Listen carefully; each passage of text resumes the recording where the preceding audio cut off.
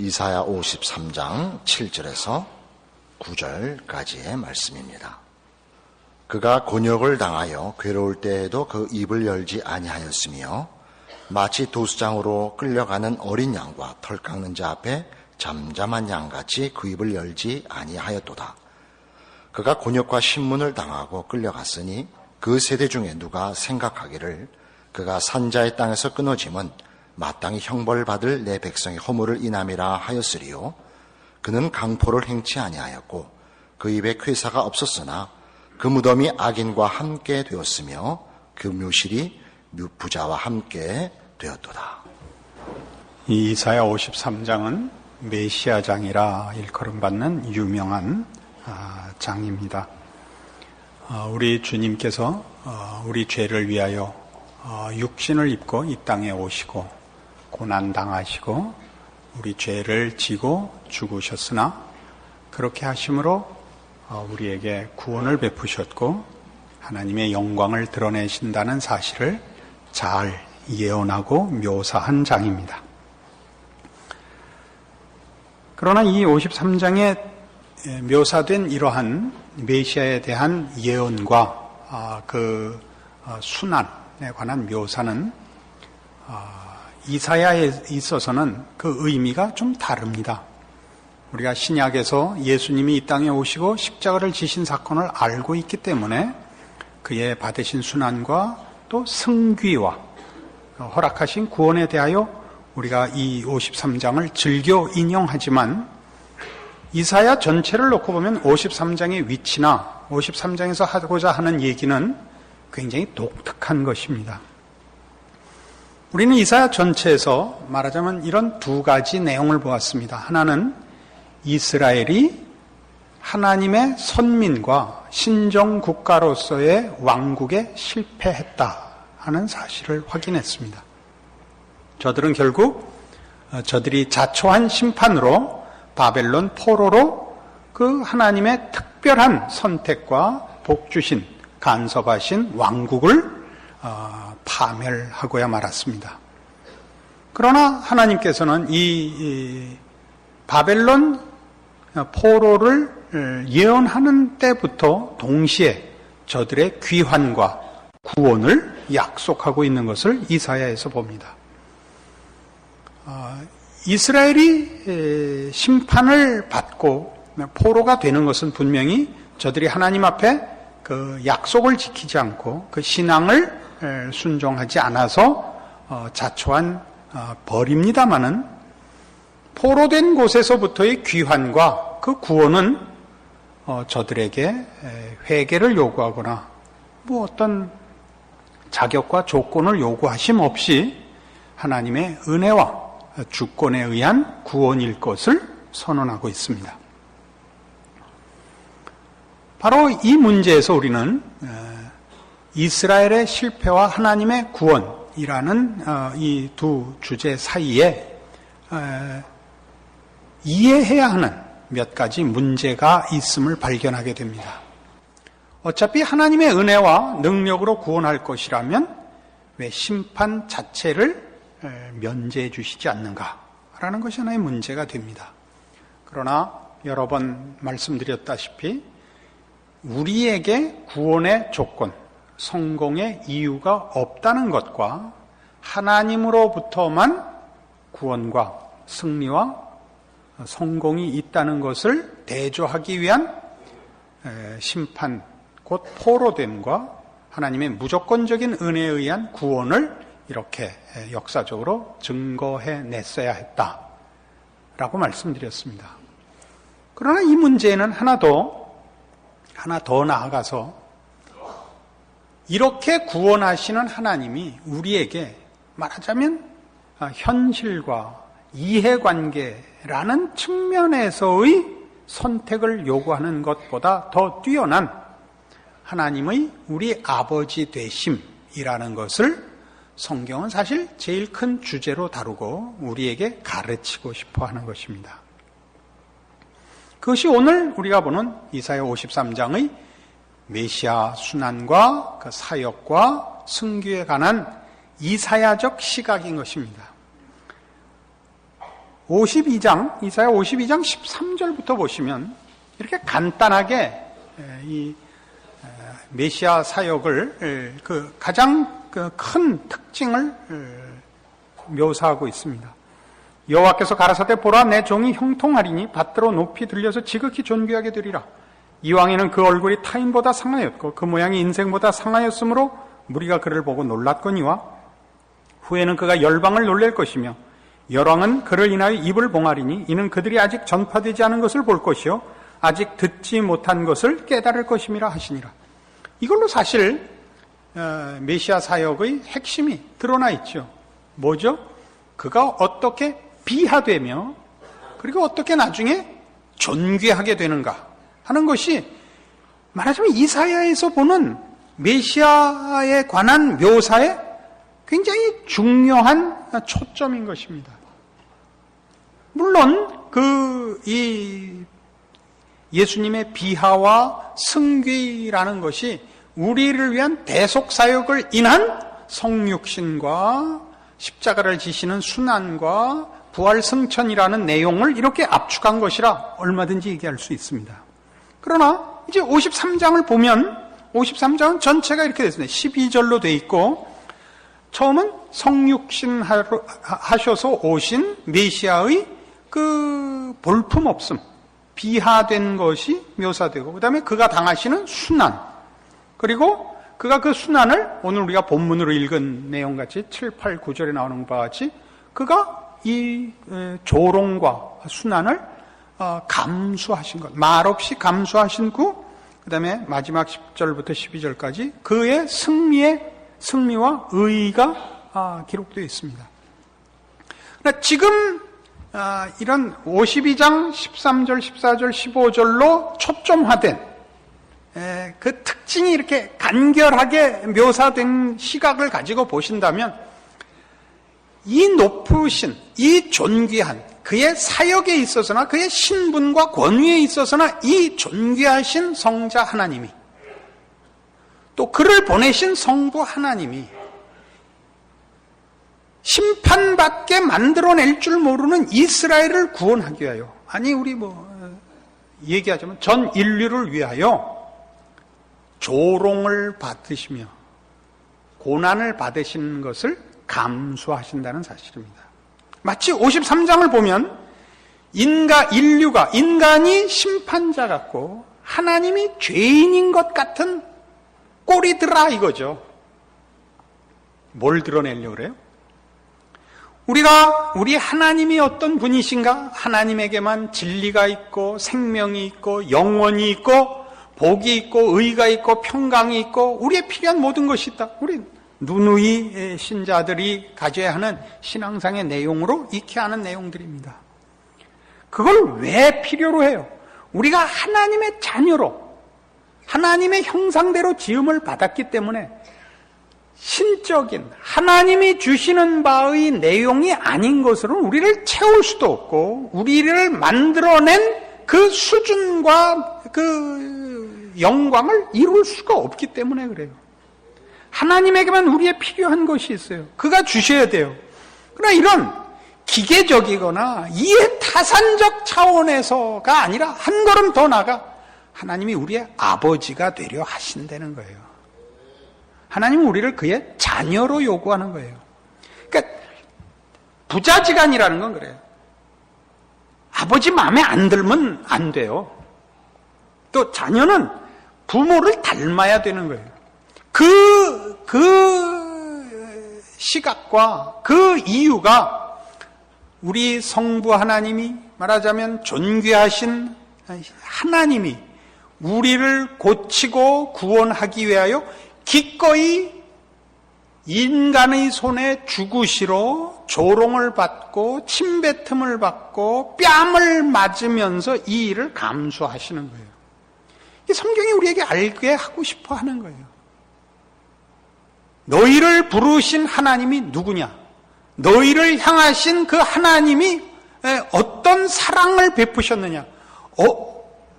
사랑 이렇게 얘기하면 하도 우리 시대가 사랑 타령을 하니까 자꾸 값이 떨어져요. 그러니까 뭐라 그래야 돼? 그 진심과 그 애타는 마음을 아는가? 이렇게 얘기를 하면 혹시 될까요? 이게 이사야 53장의 의미인 것입니다. 여러분은 이해관계로 항복을 못해도, 현실로서 항복을 못해도, 이것만으로도 여러분은 하나님 앞에 항복을 해야 됩니다. 자녀가 가지는 최고의 불효가 뭐죠? 부모 몰라보는 겁니다.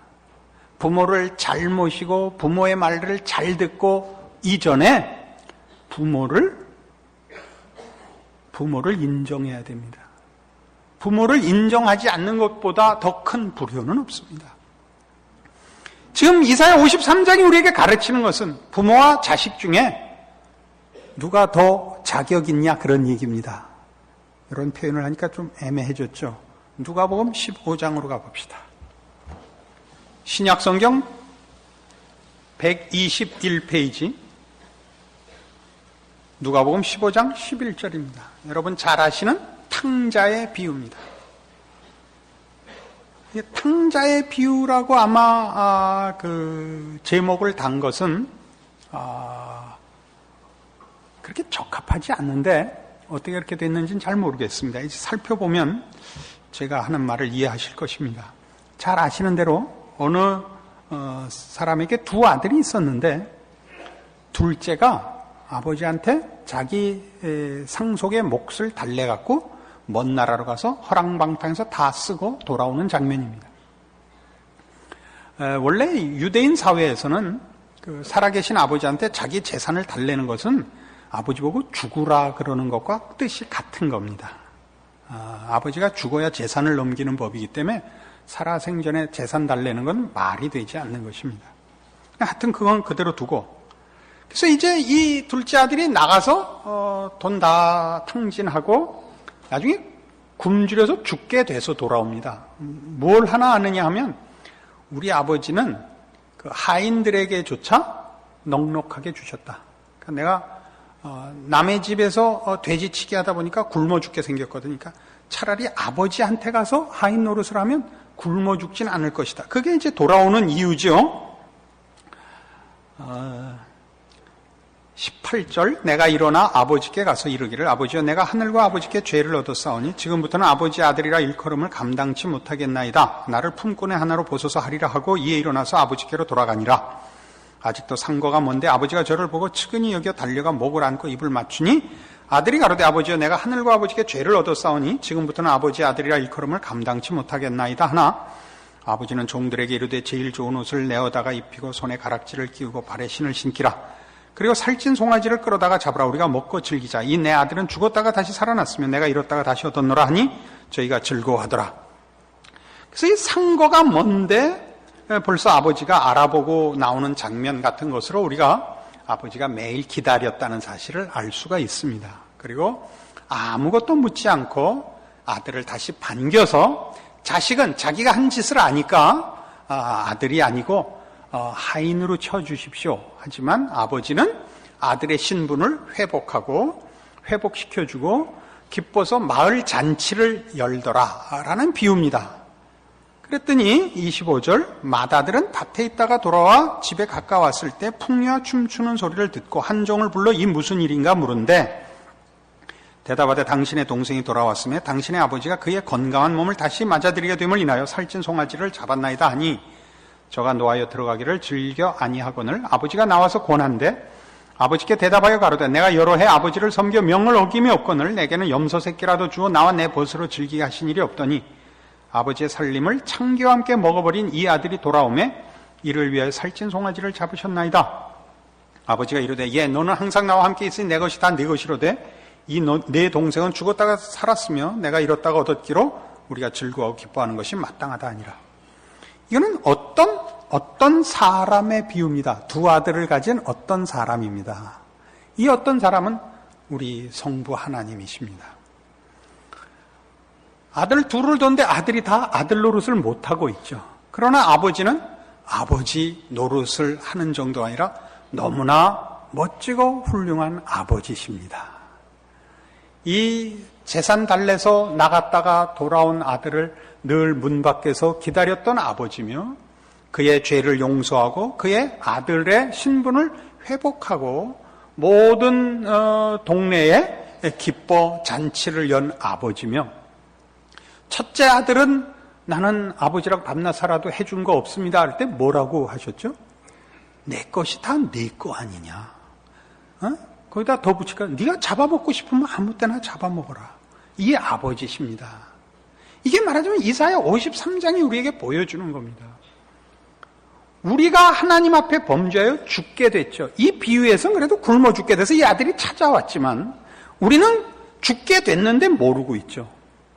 거기에 하나님이 찾아오시는 겁니다. 우리를 찾아오기 위하여 말하자면 진창길에, 가시덤불에 어려운 길을 무한히 유한을 입고 찾아오셨는데 우리는 어떻게 한 겁니까? 그를 조롱하고 그를 모욕을 주고 그에게 고난을 행했습니다. 그러나 어떻게 했다고요? 오늘 본문이 우리 본 바와 같이 그는 아무 대꾸를 안 하셨다고요. 오늘 이 누가복음 15장 비유를 비교해서 보자면 기꺼이 감수하셨다고요. 왜요? 사랑하니까. 사랑하니까. 이게 우리 아버지십니다. 성경이 우리에게 가르치고 싶어하는 건 이겁니다. 우리의 모든 필요가 아버지께만 있다. 우리 하나님에게만 있다. 그래서 무슨 우리가 꿀리는 것도 아니요. 우리가 뭐 한 수 접어야 되는 것도 아니요. 우리의 자존심이 상하는 문제가 아닙니다. 왜요? 그건 마치 아버지가 자식에게 주는 것이요. 아버지가 자식에게 요구하는 것이요. 아버지가 자식을 찾는 심정이기 때문에 그 사랑을 받는 건 빚이 아니며, 그렇죠? 자존심이 상할 문제가 아니며, 그건 너무나 기쁨이요, 영광이요, 자랑이요, 복인 것입니다. 1억입니까? 너무 가슴이 벅차서 할 말이 없었다. 그렇게 우기시면 내가 할 말이 없지만 표정은 그래 보이지 않습니다. 로마서 5장에 가시면 신약성경 245페이지 로마서 5장 6절 예수 그리스도의 죽음을 성경이 분명히 이렇게 묘사하고 있습니다. 우리가 아직 연약할 때 기약대로 그리스도께서 경건치 않은 자를 위하여 죽으셨도다. 의인을 위하여 죽는 자가 쉽지 않고 선인을 위하여 용감히 죽는 자가 혹 있거니와 우리가 아직 죄인 되었을 때 그리스도께서 우리를 위하여 죽으심으로 하나님께서 우리에게 대한 자기의 사랑을 확증하셨느니라.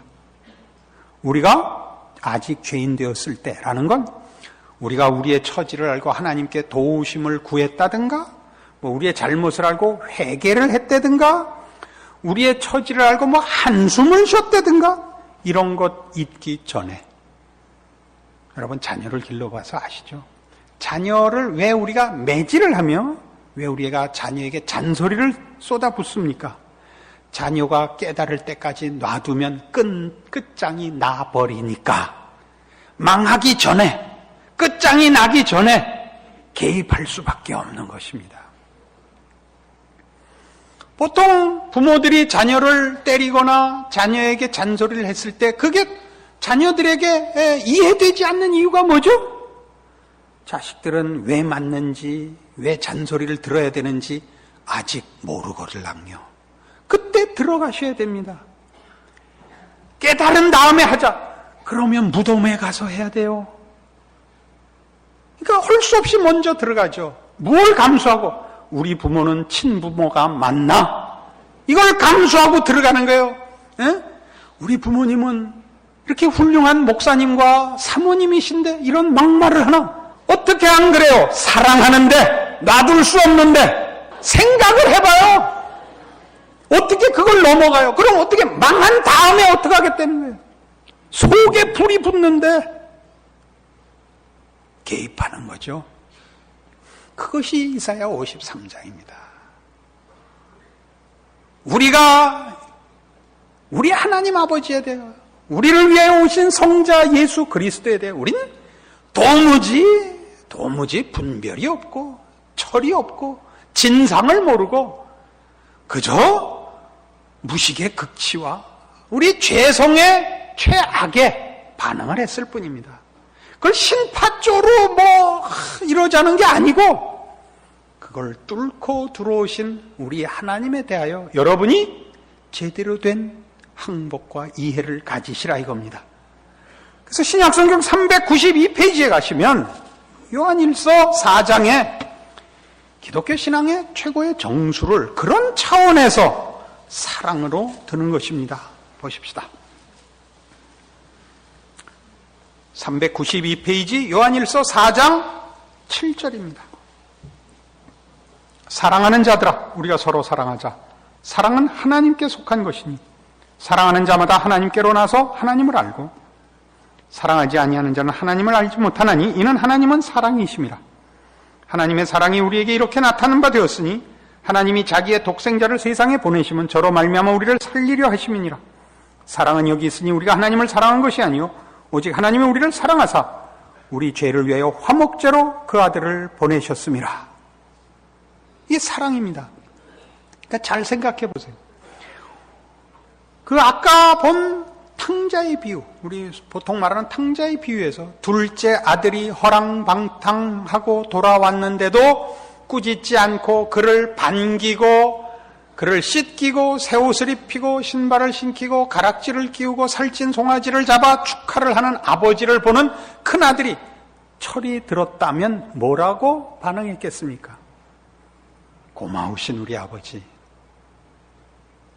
멋진 우리 아버지라고 행복했겠죠. 그러나 아까 그 비유에서 첫째 아들은 어떻게 했죠?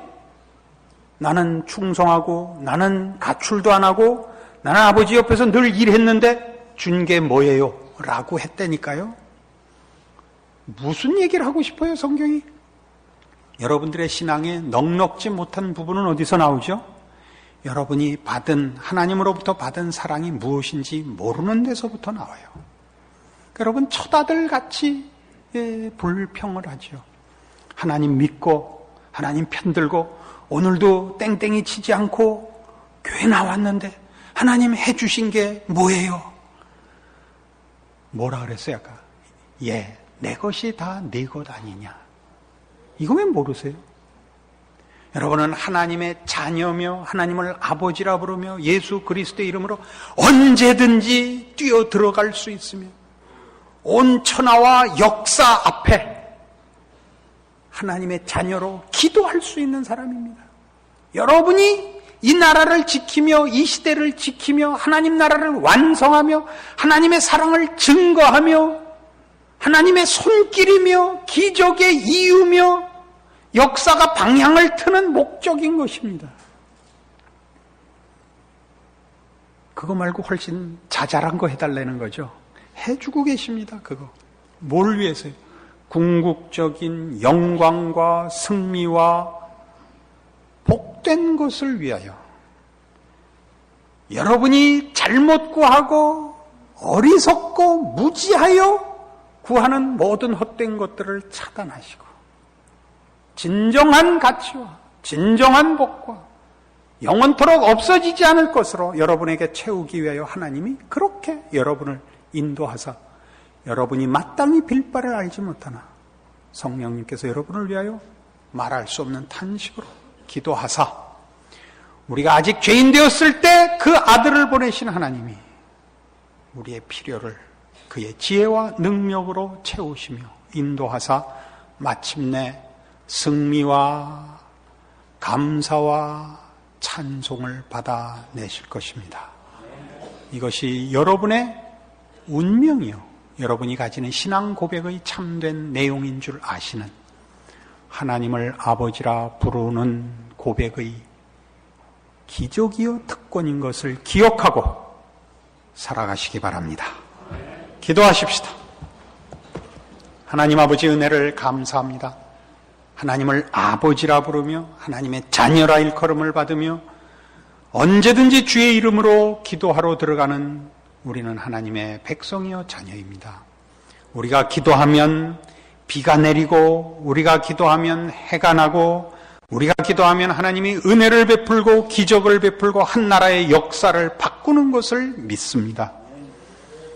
우리가 주 앞에 응답을 받지 못한 것은 성경 말씀대로 정욕으로 쓰려고 기도한 탓이지 주의 뜻을 따라 하나님의 자녀다운 우리의 자리를 지킨다면 산을 옮기고 물길을 바꾸고 나라의 운명을 바꾸는 존재가 된 것을 믿습니다. 우리 한 인생이 하나님의 인도하심과 뜻을 따라 순종하며 살아 우리를 통하여 일하시는 하나님, 우리를 통하여 일으키시는 기적을 목도하고 자랑하고 증거하고 결실하는 참다운 신앙의 길을 걷는 이제 우리의 여생 되게 하여 주시옵소서. 예수님 이름으로 기도합니다. 아멘.